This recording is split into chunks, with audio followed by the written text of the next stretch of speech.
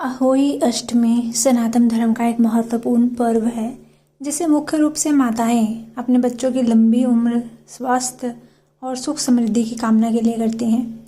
यह व्रत कार्तिक माह के कृष्ण पक्ष की अष्टमी तिथि को पड़ता है और इसे अहोई अष्टमी या अहोई माता या आठक के नाम से भी जाना जाता है। ये अहोई माता को समर्पित माना गया है। अहोई माता को बच्चों की रक्षा देवी के रूप में पूजा जाता है। उनकी रक्षक होती हैं वो, और जो श्रद्धालुगण हैं इस दिन विशेष व्रत और पूजा विधि का पालन करते हैं। अहोई अष्टमी पर घर में माता का चित्र या मिट्टी की आकृति बनाकर उसकी पूजा की जाती है और अहोई अष्टमी का व्रत संतान के लिए ही किया जाता है। इस दिन माताएं संतान की लंबी उम्र, अच्छे स्वास्थ्य के लिए उपवास रखती हैं और अहोई माता की पूजा करती हैं। हरे कृष्णा, राधे राधे।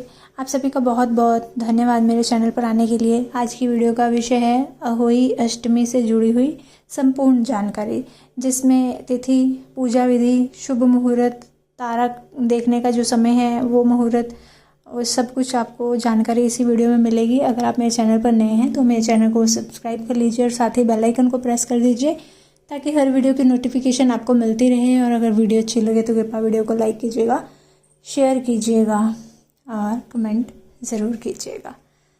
आइए जानते हैं खास परंपरा क्या है इस दिन की। तारों को अर्घ्य देना। सूर्यास्त के बाद महिलाएं तारे देखकर अहोई माता की कृपा के लिए जल अर्पित करती हैं और संतान के उज्जवल भविष्य की कामना करती हैं। व्रत के दौरान अहोई कथा का पाठ भी किया जाता है, जिसे अनिवार्य माना जाता है। जो माता की व्रत की कथा है उसे सुनना या पढ़ना अनिवार्य होता है, जिसमें माता के चमत्कार और उनके भक्तों की रक्षा की कहानियाँ जो हैं वे सम्मिलित होती हैं। जानते हैं कि तिथि क्या बन रही है अहोई अष्टमी की। अहोई अष्टमी का व्रत 13 अक्टूबर 2025 को सोमवार को रखा जाएगा।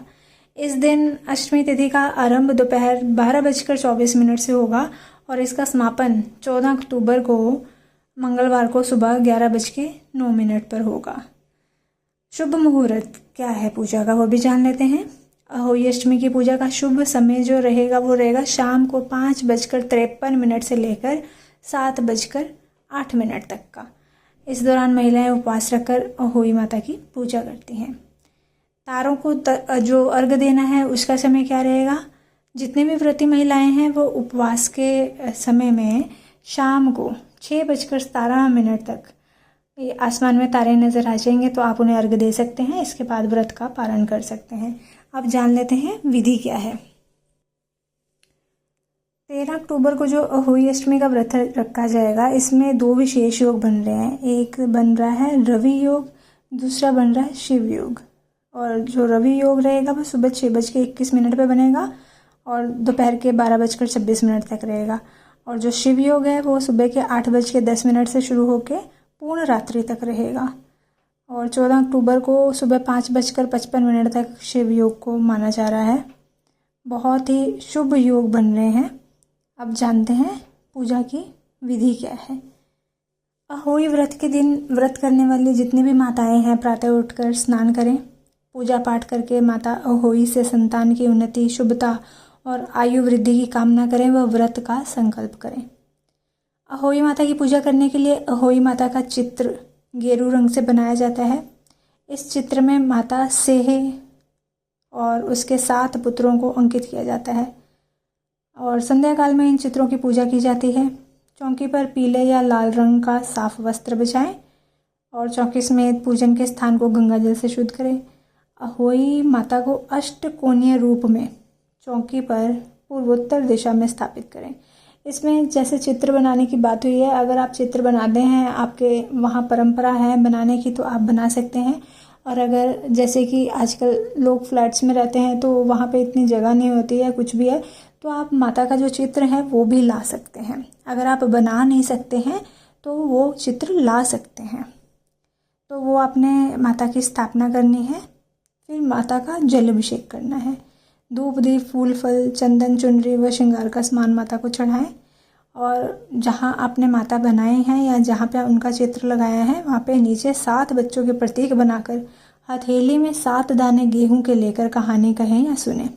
गुड़ का भोग अवश्य लगाएं। जो भी आप माता को अगर मतलब कोई भोग लगाना चाहते हैं उसमें आप मीठी चीज़ जो गुड़ से बनी हो वो आप अवश्य बनाएं माता के लिए। और बायना उपहार जो है प्रदान करके अपनी संतान के लिए आप आशीर्वाद लें। श्रद्धा के साथ माता की आरती करें। इसके बाद आपके घर में सास ससुर हैं या बड़े हैं जितने भी, उनसे आशीर्वाद लें। और तारे निकलने पर इस व्रत का पारण होता है। तारों को अर्घ्य देकर तारों की आरती करें। इसके बाद संतान से, और आपके पास आपके घर में आपकी संतान है तो उनसे आप जल ग्रहण करने के लिए बोल सकते हैं, वो आपको जल ग्रहण करवाएं तो आपका व्रत जो है पूर्ण माना जाता है। अंत में आप क्षमा प्रार्थना करना बिल्कुल भी मत भूलिएगा। तो ये पूजा की विधि है। तो इसमें सबसे एक चीज़ जो है हमें ध्यान देना वो कि मिट्टी का कोई कार्य जो है आपने नहीं करना, खुदाई का कोई भी कार्य आपने नहीं करना है। इसमें आपको चाकू कैंची ये जो नुकीली चीज़ें उनसे भी बचना चाहिए। कभी कोई कपड़ा काटना या सिलने का काम सुई के साथ वह ना कीजिए। और जितने भी आपसे कोई ज़मीन का काम है या पेड़ पौधों का काम है वो ना कीजिए, उनको नुकसान ना बन जाए। तो ये चीज़ें आपको ध्यान रखनी चाहिए। और दूसरी सावधानी है कि सफ़ेद वस्त्र का जो इस्तेमाल है उसको नहीं करना आपने। पूजा के समय में सफ़ेद या काले वस्त्र पहनने से आपने बचना है। शुभ रंग पहन सकते हैं आप, इसमें लाल पीला नारंगी ऐसे कोई भी रंग आप पहन सकते हैं। और आपको तीसरी सावधानी ये रखनी है कि क्रोध नहीं करना, आपको अपशब्द या झगड़ा इनसे आपने बचना है। अपने मन को शांत रखना है, शुद्ध रखना है। और व्रत खोलने के बाद आपको सात्विक भोजन करना है। इसमें आप प्याज लहसुन के परहेज से बचें, मांसाहार से बचें। पांचवा क्या करना है, आपको बड़ों का सम्मान करना है। आपके घर में जो भी बड़े हैं उनका सम्मान करें। और आपके घर में जो सास हैं आपकी, तो उनको आप बायना देकर उनका आशीर्वाद ज़रूर से लें। और इसमें एक बहुत महत्वपूर्ण चीज़ है कि पूजा के समय में आपने गहने जो हैं पहनने हैं और पूजा के बाद माता को स्पर्श करवा के उसे आशीर्वाद के रूप में आपको पहनना होता है। और पूरा दिन आपने निर्जला उपवास रखना होता है। ये आपको सावधानियां बरतनी है।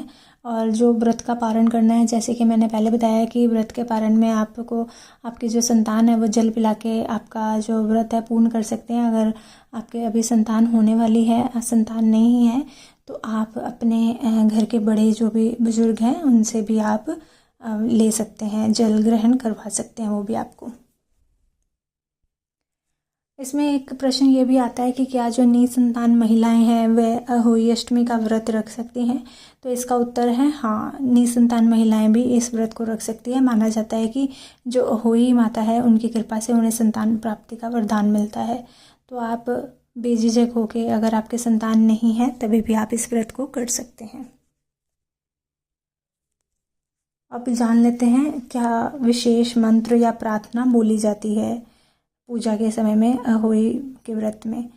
तो इसमें आपने प्रार्थना करनी है कि हे अहोई माता, मेरी संतान की रक्षा करें, उसके जीवन में सुख, स्वास्थ्य और समृद्धि दें। ऐसा आपको बोलते हुए प्रार्थना करनी है, या जो भी आपके मन में है वह आप माता को बोल सकते हैं।